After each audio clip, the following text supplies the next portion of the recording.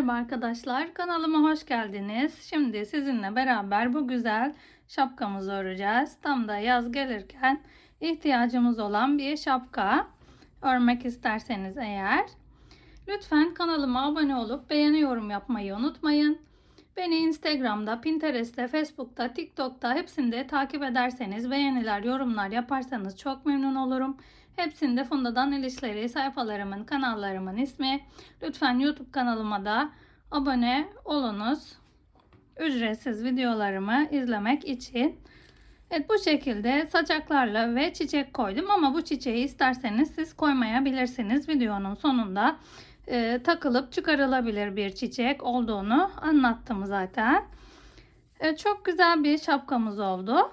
Şöyle, bu videodan önce bir tane file çanta örmüştüm. Evet, bu file çantamız.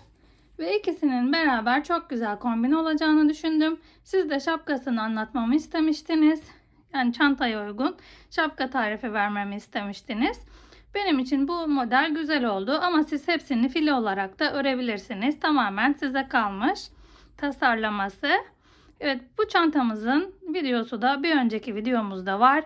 Çiçeğin videosu da ondan bir önceki videoda, bahar çantası olarak yaptığım çantada çiçeğin anlatımını bulabilirsiniz. Bu şekilde çok şık bir kombin oldu.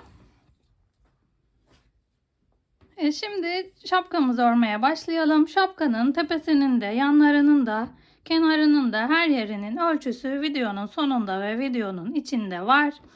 Eğer ölçüsüne göre örmek isterseniz. Yani ben 3 milim tığ kullandım ama siz elinizin ayarına göre 4 milim, 3,5 milim de kullanabilirsiniz. Sadece santim olarak aynı santimleri uygulayın. Yoksa başka hiçbir dikkat edeceğiniz bir kuralımız yok. Sadece santim olarak aynı santimde ördüğünüz zaman tığ numarası önemli değil. Küçük ya da yani sayıların fazla ya da az olması önemli değil. Sadece santim aynı olsun yeter. Çok şık bu şapkamız. Çok şık oldu. 180 gram ip yeterli oldu bu arada. Videonun sonunda da söylemiştim. Evet, hep beraber örmeye başlayabiliriz. Evet, şapkamızı örmeye başlayalım. Şapkamızı 3 milim tığla örüyorum. Ve katip kullanıyorum. Siz istediğiniz iple örebilirsiniz. Şöyle bir halkamızı yapalım. Geniş bir halka olsun biraz. Şöyle tığımızı takıyoruz. Ve halkamızın içine 3 tane zincir çekiyoruz. 3. Tığımıza doluyoruz. Ve buradaki sihirli halkamızın içinden yine bir ilmek çıkardık. Tığımızdaki 3 tane ilmeğin ikisini öreceğiz önce. Sonra diğer ikisini örüyoruz. İkili trabzan yapıyoruz. Tekrar doladık. Yine halkanın içinden battık. İkisini ördük. Diğer ikisini ördük. Bu şekilde halkamızın içine 12 tane ikili trabzan yapacağız. Evet, zincirle beraber 1, 2, 3, 4, 5. Şu anda 5 tane ikili trabzanımız var. 12 tane toplamda ikili trabzan yapıp geliyoruz. Evet, 12 tane ikili trabzanımızı yaptık. Şöyle sayalım. 1, 2, 3, 4, 5, 6, 7, 8, 9, 10, 11, 12. Şimdi buradaki ipimizi bu şekilde çıkarıyoruz. Ve sıkıştıracağız bu orta kısmı. Katiple örüyorsanız çok fazla çekiştirmeyin. Çok fazla zorlamayın. Kopmasın ipimiz. Şöyle ortamızı birleştirdikten sonra buradaki ilk başta çekmiş olduğumuz 3 tane zincirimiz vardı. Bu zincirin en üstündekine batıyoruz ve bir kaydırma yapalım. Şimdi buraya 1, 2, 3 tane zincirimizi çektik. Tığımıza doluyoruz. Ve buradaki aynı kaydırma yaptığımız buradaki aynı boşluğa batarak ikili trabzanımızı buraya yapacağız. Bir tane zincir çekiyoruz. Tığımıza doladık. Önümüzdeki trabzanın tepesine batarak buraya ikili trabzan ve aynı bu aynı trabzanı yaptığımız boşluğa bir tane daha ikili trabzan yapıyoruz. Bir tane zincir. Önümüzdeki trabzanın tepesine yine 2 tane ikili trabzan yapacağız. Bu sıramızda bütün trabzanlarımızın tepesine 2 tane ikili trabzan yapıyoruz. Bir tane zincir çekiyoruz. 2 tane ikili trabzan yapıyoruz. Aynı trabzanın tepesine 2 tane ikili trabzan yapıyoruz. Bir tane zincir çekiyoruz. Evet, bu sıramızda da alt sıramızda 12 tane olan ikili trabzanımız. Hepsinin tepesine ikişer tane ikili trabzan yaptığımızda bu üst sıramızda 24 tane olacak. Bütün ikili trabzanlarımızın arasına bir tane zincir çekiyoruz. 2 trabzan yapıyoruz. Bir zincir. 2 trabzan, bir zincir. Bu şekilde sıranın başına kadar örüp gelelim. Evet, sıramızı bitirdik. Şu şekilde hepsine çifter ikili trabzan yaptık. 2, 4, 6, 8, 10, 12, 14, 16, 18, 20, 22, 24. Toplamda 24 tane ikili trabzanımız oldu. Trabzanların arasına birer tane zincir çekmiştik. Her çift trabzandan sonra.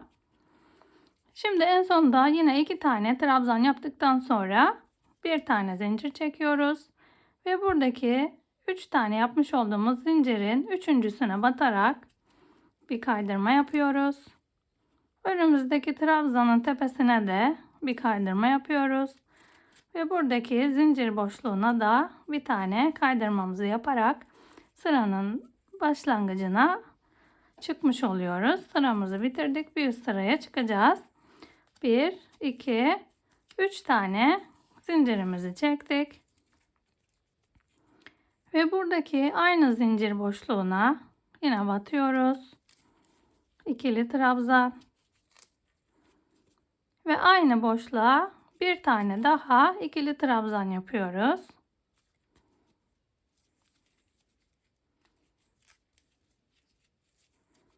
Zincirle beraber 1, 2, 3 tane ikili trabzan yaptık. Buradaki zincir boşluğumuza bir üst sıraya çıkıyoruz bu şekilde. Evet, şimdi bir tane zincir çekiyoruz. Ve önümüzdeki 2 tane olan trabzanı atlıyoruz ve buradaki zincir boşluğuna ikili trabzan yapıyoruz.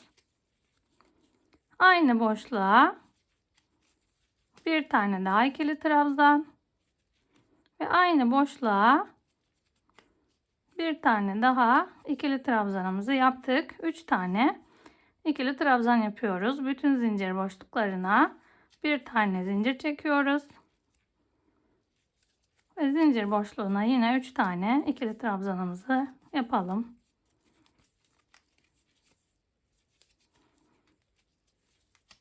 Bir tane zincir çekiyoruz.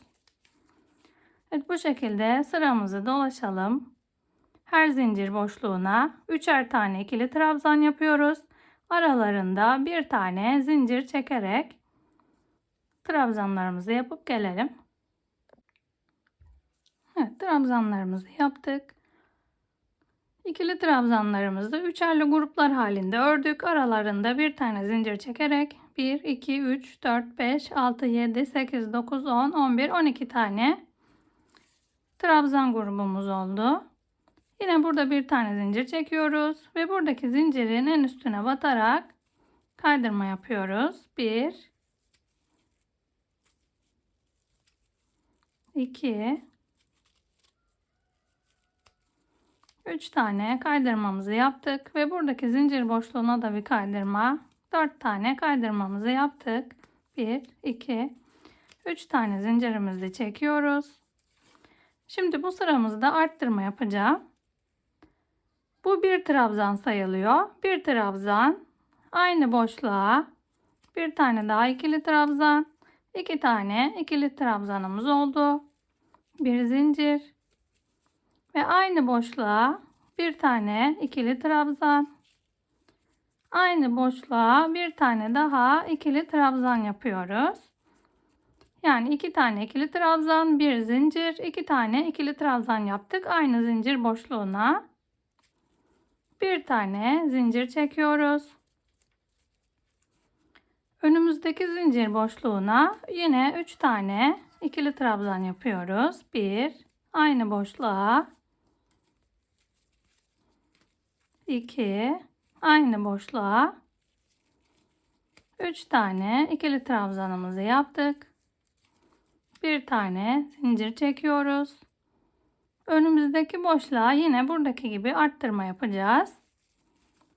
Bir tane ikili trabzan, aynı boşluğa bir tane daha ikili trabzan, bir zincir, aynı boşluğa bir tane ikili trabzan, aynı boşluğa bir tane daha ikili trabzan yapıyoruz ve bir tane zincir çekiyoruz. Tığımıza doladık ve önümüzdeki zincir boşluğuna 3 tane ikili trabzan yapalım. Aynı boşluğa 3 tane ikili trabzan yaptık. Ve yine bir tane zincir çekerek devam edeceğiz arttırma işlemine. Evet, bu sıramızda bir çift, bir tek, bir çift, bir tek olarak ilerleyecek. Yani arttırma yapıyoruz buralarda. Bir tek, bir çift, bir tek, bir çift. Yani bir zincir boşluğuna çift olarak örüyoruz. Trabzanlarımızı arada bir zincir çekerek diğer zincir boşluğuna 3 tane ikili trabzan yapıyoruz. Yani birisine 4 tane, birisine 3 tane yapıyoruz. 4 tane yaptığımızda ikişerli gruplar halinde ayırıyoruz. Aralarında bir tane zincir çekerek. Evet, bu şekilde arttırmalarımızı yapalım. Sıranın başına kadar gelelim.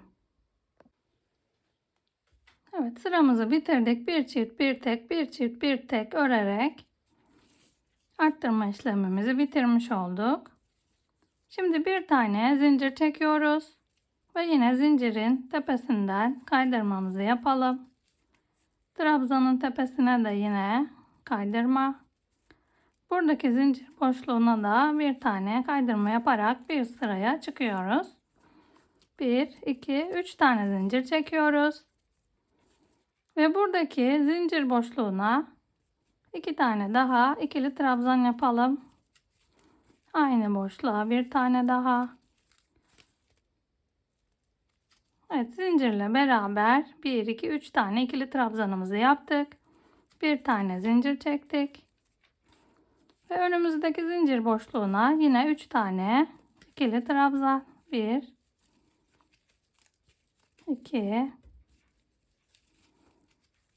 3 tane ikili trabzan. Bir zincir. Ve önümüzdeki zincir boşluğuna yine 3 tane ikili trabzan.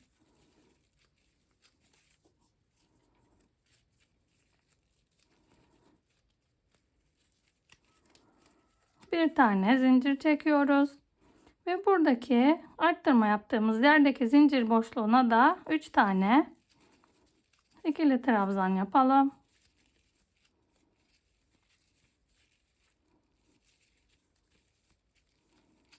Bir tane zincir. Ve önümüzdeki zincir boşluğuna yine 3 tane ikili trabzan. Evet, bu şekilde öreceğiz bu sıramızı da. Bu sıramızda arttırma yapmıyoruz. Bütün zincir boşluklarına 3'er tane ikili trabzanımızı yapıyoruz. Aralarda birer tane zincir çekerek sıramızın başına kadar bu şekilde örüp gelelim. Evet, bir sıra boyunca modelimizi ördük. Sayalım. 1, 2, 3, 4, 5, 6, 7, 8, 9, 10, 11, 12, 13, 14, 15, 16, 17, 18 tane İkili trabzan gruplarımız oldu. 3'er tane yaptığımız 12 tane grubumuz oldu. Bu şekilde. Evet, şimdi burada bir tane zincir çekiyoruz. Ve yine 3 tane zincirimizin en üstündekine batarak kaydırmamızı yapıyoruz. 1 ve trabzanların tepesine de 2, 3 zincir boşluğuna ulaşana kadar 4 kaydırmalarımızı yaptık. 3 tane zincir çekelim. Yine bu sıramızda arttırma yapacağım. Ve aynı boşluğa bir tane ikili trabzan, bir tane zincir, aynı boşluğa 2 tane daha ikili trabzan yapıyoruz. Arttırmalarımız bu şekilde oluyor. Bir tane zincir ve buradaki zincir boşluğuna 3 tane ikili trabzan.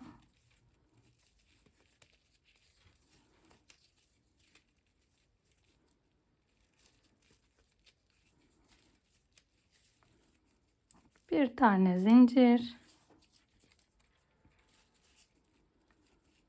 ve diğer boşluğa da yine 3 tane ikili trabzan.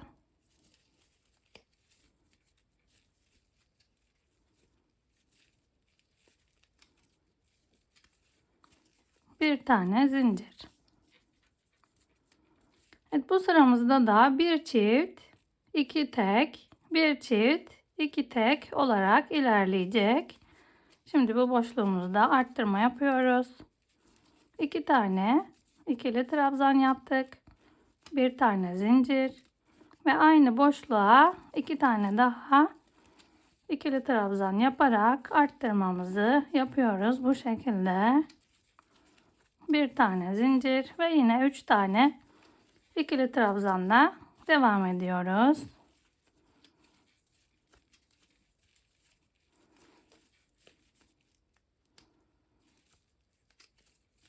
Evet, bir tane zincir ve diğer boşluğa da 3 tane ikili trabzan yapacağız yine.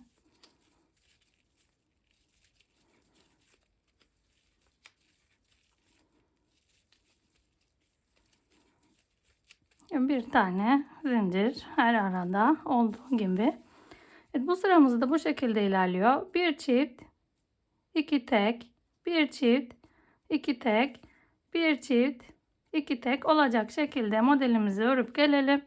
Bu sıramızda da arttırmalarımızı yapıyoruz. Sıranın başına kadar örüp geliyoruz.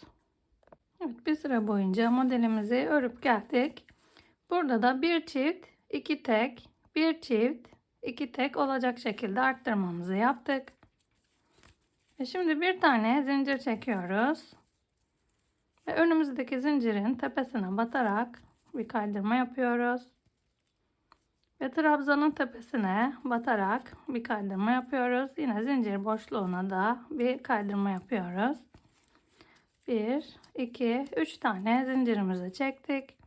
Ve buradaki boşluğumuza 2 tane daha ikili trabzan yapalım.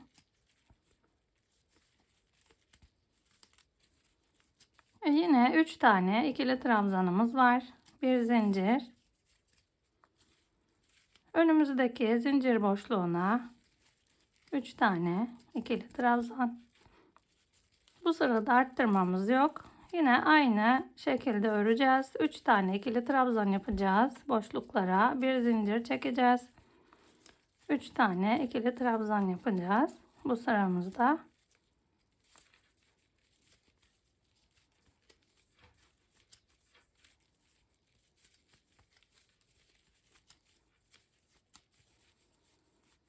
Evet, bu şekilde örelim. Bütün zincir boşluklarına 3 tane ikili trabzan yapıyoruz. Aralarında bir tane zincir çekerek bu şekilde bu alt sıradaki gibi arttırma yapmadan öreceğiz bu sırayı da. Sıranın başına kadar örüp gelelim. Evet, bir sıra boyunca örüp geldik. Ve bu aşamada ben katiple ördüğüm şapkaları, çantaları ütülüyorum. Burada da şapkamızın üst kısmı olan bu yuvarlağımızı ütüledim. Siz de eğer ütülemek isterseniz daha düzgün duruyor ütülenince. Ve bu son sıramızda da 1, 2, 3, 4, 5, 6, 7, 8, 9, 10, 11, 12, 13, 14, 15, 16, 17, 18, 19, 20, 21, 22, 23, 24 tane trabzan gruplarımız oldu.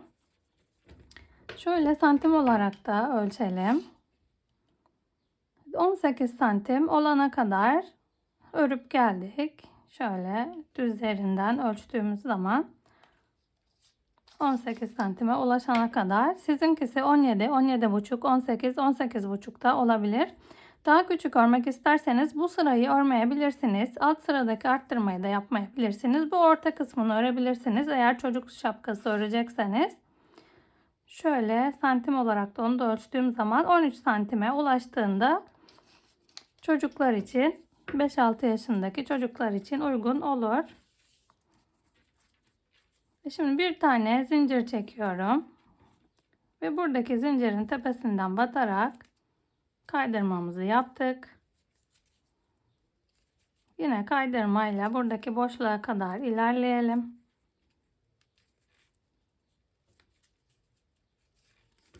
Evet, 3 tane zincir çekiyoruz. Ve buradaki boşluğumuzda 2 tane daha ikili trabzan yapalım.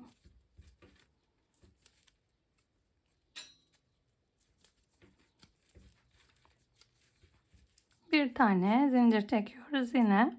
3 tane ikili trabzanımızı yaparak başladık. Yine buradaki boşluğa 3 tane ikili trabzan.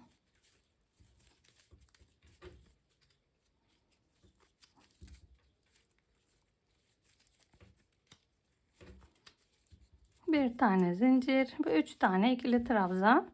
Artık arttırmamız olmayacak. Bütün sıralarda bu şekilde her boşluğa 3 tane ikili trabzan yapacağız. Aralarına bir tane zincir çekerek sıranın başına kadar örüp gelelim. Burada birleştirme yerini tekrar göstereyim. Evet, sıramızı tamamladık. Artık bu şekilde devam edecek sıramız. Burayı da birleştirelim. Bir zincir çektik. Yine bu zincir boşluğuna kadar kaydırma yapıyoruz.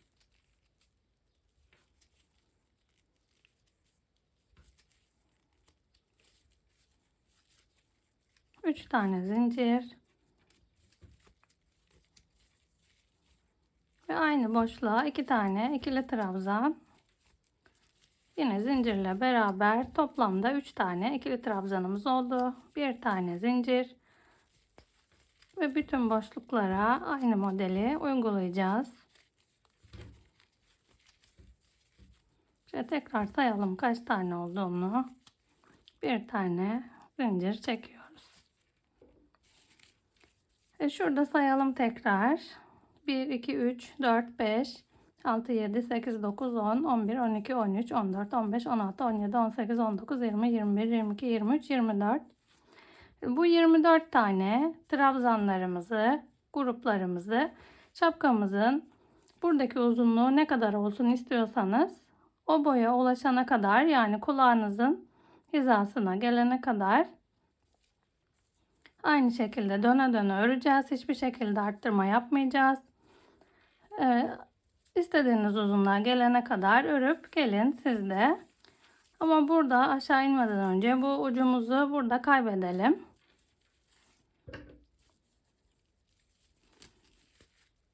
Şöyle birinci trabzanın hemen buradaki ilmeğinden tığımızı geçirelim.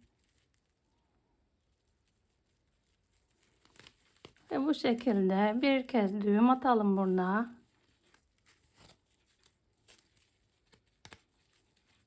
Ve burada trabzanların altından ipimizi şapkamızın iç yüzünde, ters yüzünde ve trabzanların altından yürüterek kaybediyoruz.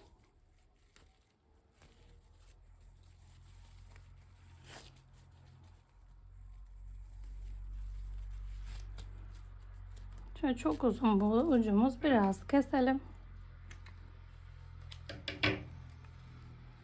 Ve ucumuz bitene kadar ilk başladığımız 12 tane ikili trabzan vardı ortada. Bu trabzanların altından ucumuz bitene kadar yürüterek kaybedeceğiz. Evet, bu şekilde döne döne ucumuzu kaybedelim burada içinde. Ve daha sonra örmeye devam ediyoruz. Evet, burayı istediğimiz uzunluğa gelene kadar uzatacağız. Burası kafamızın tepe kısmı ve kulağımıza doğru olan yeri örüyoruz. Ben örüp geldikten sonra kaç santim olduğunun ölçüsünü vereceğim. Evet, örelim, gelelim. Evet, bu şekilde şapkamızı ördük. Evet, arttırmalar bittikten sonra hiçbir arttırma yapmadan düz bir şekilde burayı ördük. Bu şekilde. Şöyle bakıyoruz. Şimdi burada en son arttırma yaptığımız sıradan sonra 1, 2, 3, 4, 5, 6, 7, 8 sıra örmüşüz. Şöyle santim olarak da ölçüsünü verecek olursam şurada en son arttırma yaptığımız sıradan sonra şu aşağı doğru ölçtüğümüzde şu 10 santim yüksekliğimiz var. Şöyle tepe kısmından ölçecek olursak ilk başladığımız yerden şu ortadaki kısımdan ölçersek bütün yüksekliği tepe ile beraber şöyle çevirelim. Evet, 18 santim oluyor bütün yüksekliği.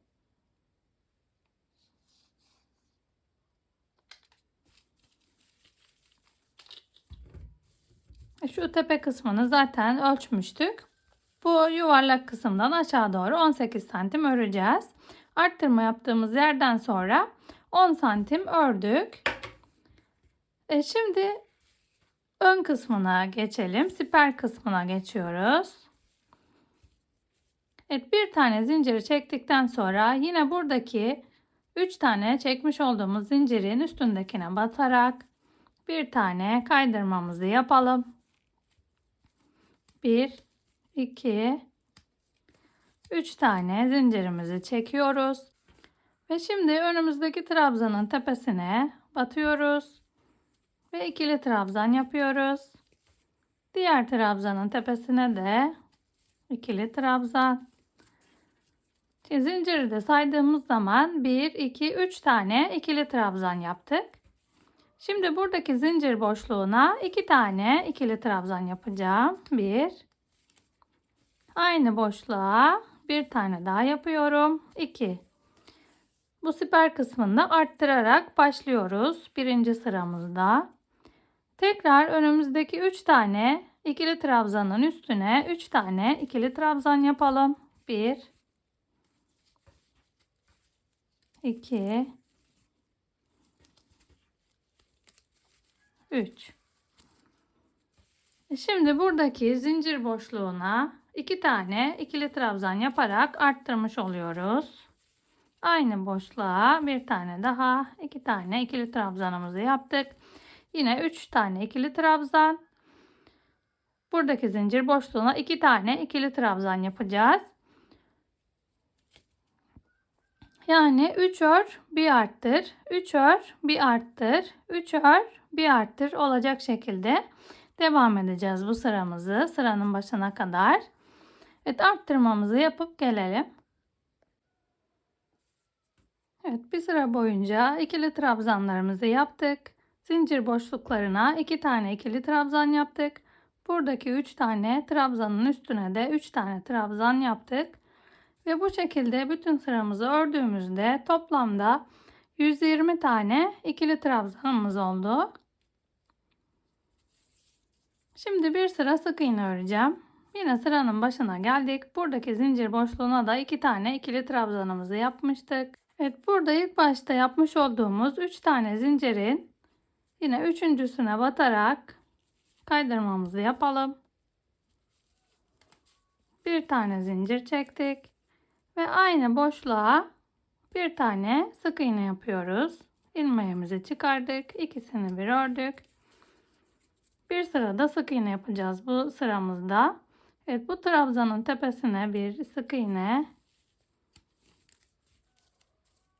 Diğerine bir sık iğne.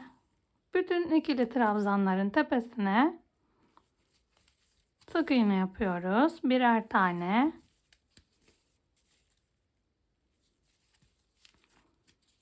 Evet, hepsine birer tane sık iğnemizi yapalım. Toplamda 120 tane sık iğne yapıp buraya kadar gelelim.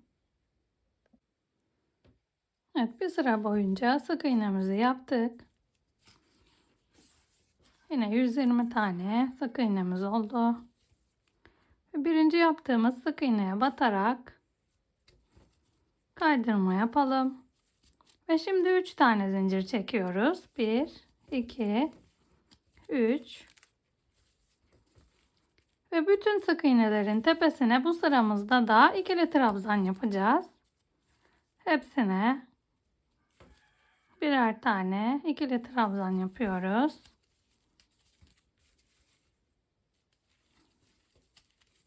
Evet, yine 120 tane bu sıramızda da ikili trabzanımız olacak. Örüp gelelim. Evet, bir sıra boyunca ikili trabzanlarımızı ördük. 120 tane ikili trabzanımız oldu bu sıramızda da. Ve şimdi sık iğne öreceğim bu sırada. Şöyle yine 3 tane çekmiş olduğumuz zincirin üçüncüsünden batalım. Kaydırmamızı yapalım. Bir tane zincir çektik ve aynı boşluğa bir tane sık iğne yapıyoruz. Ve önümüzdeki trabzanın tepesine bir sık iğne yapalım. Diğer sık iğneye bir sık iğne, trabzanın tepesine 1 2 3 tane sık iğne yaptık. Bir tane daha sık iğne yapıyoruz. Ve toplamda 1 2 3 4 tane sık iğne yaptık. Şimdi buradaki sık iğnemizde trabzanın tepesine aynı boşluğa bir tane daha sık iğne yapalım. 2 tane sık iğne yapıyoruz. Bu sıramızda da 1 2 3 4 tane sık iğne örüyoruz. Diğer sık iğneye 2 tane sık iğne öreceğiz. Aynı boşluğa. Evet, bu sıramızda da bu şekilde 4 sık iğne, bir çift, 4 tek, bir çift olacak şekilde ilerleyeceğiz. Yani 4 tane normal sık iğne öreceğiz. Diğer sık iğneye 2 tane sık iğneyi aynı boşluğa örüyoruz. Evet, 4 tek, bir çift olacak şekilde örüp gelelim buraya kadar. Evet, 4 tek, bir çift olacak şekilde örüp geldik yine sıranın başına kadar. Şimdi burada birinci sık iğnenin tepesine batalım. Ve buraya kaydırmamızı yapıyoruz. 1 2 3 tane zincirimizi çektik. Ve önümüzdeki sık iğnenin tepesine batarak ikili trabzan yapıyoruz. Tekrar ikili trabzan sıradaki sık iğneye. Bütün sık iğnelerimizin tepesine birer tane ikili trabzan yapacağız bu sıramızda. Başka arttırma yapmıyoruz. Hepsine ikili trabzan yapalım. Bütün sık iğnelerin üstüne. Evet, sıranın başına kadar hepsine birer tane ikili trabzan örüp gelelim. Bütün sık iğnelerin tepesine ikili trabzanlarımızı yapıp geldik. Şimdi yine sık iğne sıramızı öreceğiz ve o sıramızda yine arttırmamızı yapacağız. Burada yine zincirimizin tepesinden batalım. Kaydırmamızı yapalım. Bir tane zincir çekiyoruz ve aynı boşluğa bir tane sık iğne yapıyoruz. Bütün trabzanlara böyle sırasıyla 5 tane sık iğnemizi yapalım. 2 3 4 5. Evet, 5 tane sık iğne yapıyoruz. Şimdi bu sık iğnemizin tepesine 2 tane sık iğne yapacağız. 1 2 5 tek, bir çift, 5 tek, bir çift olacak şekilde bu sıramızdan arttırmamızı yapalım. Yine 5 tane sık iğnemizi yapıyoruz. Birer tane.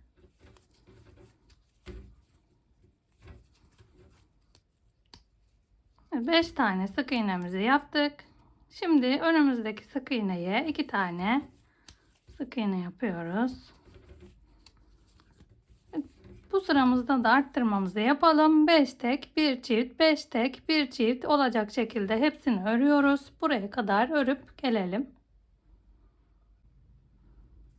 Evet, bir sıra boyunca 5 ör, bir arttır, 5 ör, bir arttır olarak sık iğnelerimizi yaptık. Arttırmamızı yaptık. Şimdi burada birinci sık iğnenin tepesinden batıp kaydırmamızı yapıyoruz.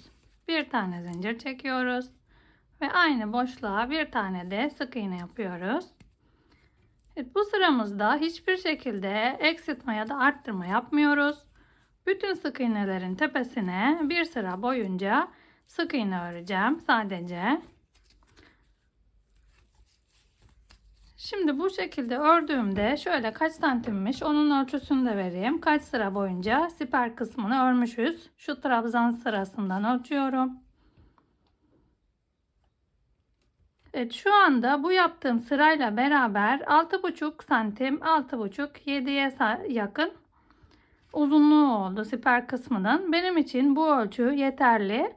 Ama siz daha uzun isterseniz bu sırada bir sıra arttırma yapmadan ikili trabzan örerek bir üst sırada tekrar sık iğne yaparak bitirebilirsiniz şapkanızı.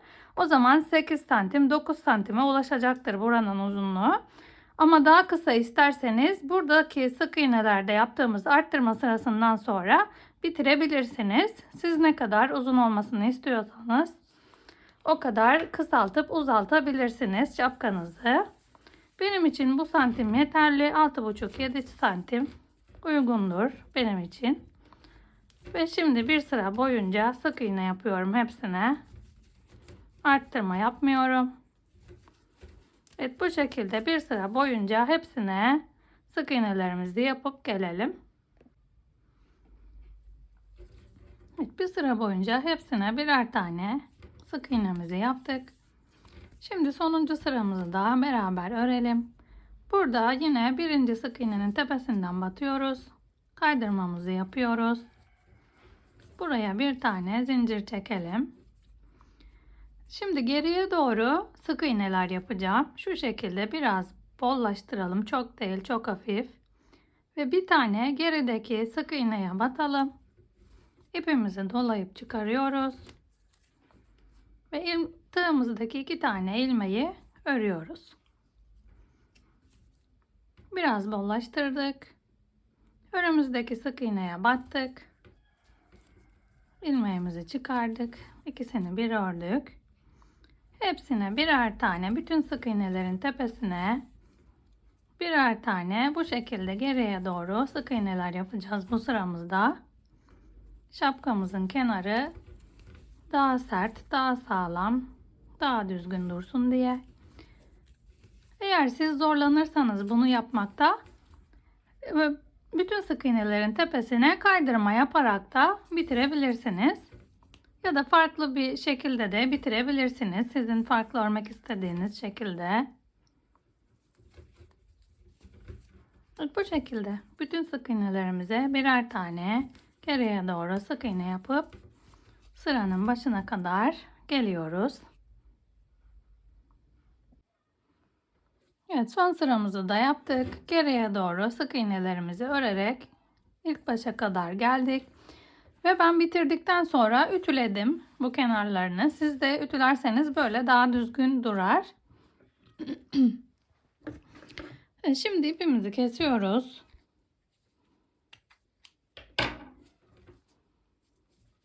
Evet, bu ilmeğimizi buradan çıkaralım. Ve ilk başta yapmış olduğumuz geriye doğru sık iğnemize değil, bir sonraki sık iğnemizin şöyle önden altından tığımızı geçirelim. Şöyle çevirelim şimdi.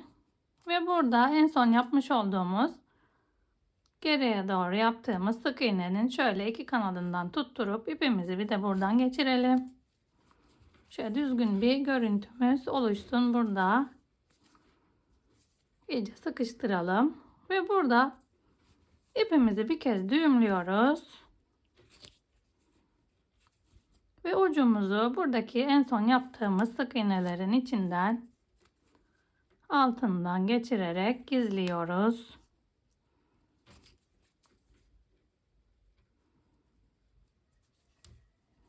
Evet, bu şekilde bir müddet yürütelim ve kesiyoruz fazlalık ucumuzu.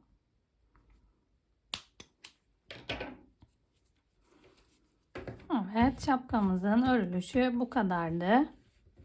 Gayet güzel bir şapkamız oldu.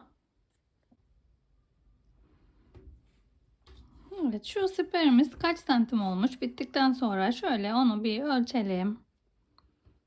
Evet, 7,5-8 santim, yani 7,5 santim oldu. Siz de istediğiniz uzunlukta örebilirsiniz. İsterseniz daha kısa örebilirsiniz. İsterseniz daha uzun örebilirsiniz. Tamamen size kalmış. Şöyle çevresini de ölçeyim ben. Kendi başınıza göre ayarlarsınız bu ölçüyü. Bu standart bir bayan şapkasına uygun bir ölçüdür benim verdiğim ölçüler. Siz kendi başınıza göre ayarlayabilirsiniz.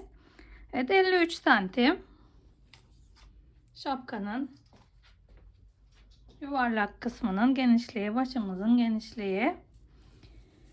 Şimdi ben şapkamızın kenarına bu şekilde bir çiçek dikeceğim. Daha doğrusu çiçeği istediğiniz zaman takıp istediğiniz zaman çıkararak kullanabileceğiniz şekilde bağlayacağım şimdilik. Siz eğer sürekli çiçekli kullanmak istiyorum derseniz dikebilirsiniz. Tamamen size kalmış. Çiçeğimizin anlatımı bir önceki videoda, bu videomdan bir önceki videoda file çanta tarifi vermiştim. Aynı bu modelde. O videoda var. Çiçeğin tarifi, nasıl örüldüğü, file çantanın da tarifi o videomuzda var. Şöyle çiçeğimizi buraya nasıl istiyorsak, hangi yere gelmesini istiyorsak, isterseniz yukarı, ister ortaya, ister aşağı.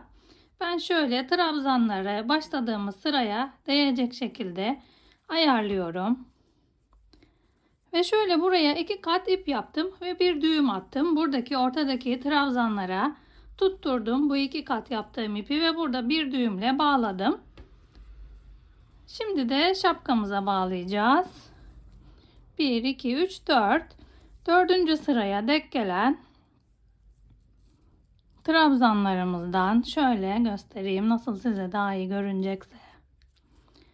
Şu ortadaki trabzandan şöyle içe doğru ipimizi çekelim.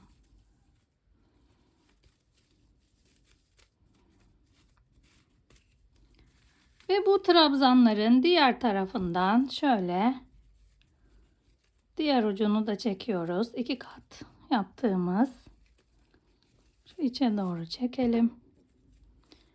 Şimdi bunları düğüm yapmıyorum ben. Tekrar bu şekilde ön yüze doğru çıkaracağım. Şöyle yine trabzanları aynı ipi geçirdiğimiz yerden dışa doğru çekelim.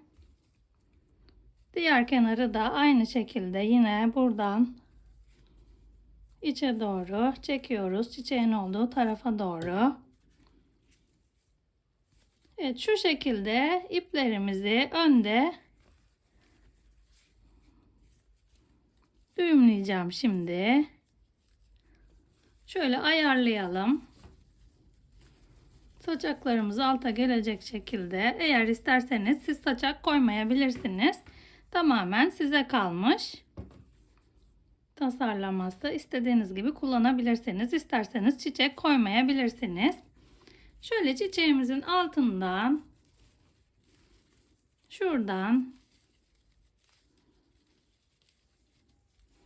şöyle düğüm atarak sıkıştıralım çiçeğimizi buraya. 2 düğüm atalım. Uçlarımız serbest kalsın. Buradaki saçaklarla beraber saçak olarak burada görünebilir. Evet, 2 düğüm attım ve bu şekilde saçaklarımıza karışmış oldu o uçlarımızda. Evet, bu şekilde şapkamızın yapılışı gayet güzel bir şapkamız oldu. 180 gram ip gitti çiçekle beraber. 180 gram ip yeterli olur. Çiçeği kullanmazsanız 160-165 gram ip yeterli olur şapkamıza. Çok güzel bir şapkamız oldu ve çantamızla da gayet uyumlu oldu. Evet, bu şekildeydi çantamızda. Gayet güzel bir takım oldu. Güzel bir kombin oldu. Bu şekilde isterseniz çantanın tarifini de bir önceki videoda bulabilirsiniz. Yalnız bundaki çiçeğimizi 3,5 milim tığla ördüm. Bundaki çiçeğimizi 4 milim tığla örmüştüm. Siz de istediğiniz tığ numarasıyla kullanabilirsiniz. 3 de olur, 4 de olur. Elinizin ayarına göre ayarlayabilirsiniz. Evet, yapacak olan herkese kolaylıklar diliyorum. Bir sonraki videomuzda tekrar görüşmek üzere.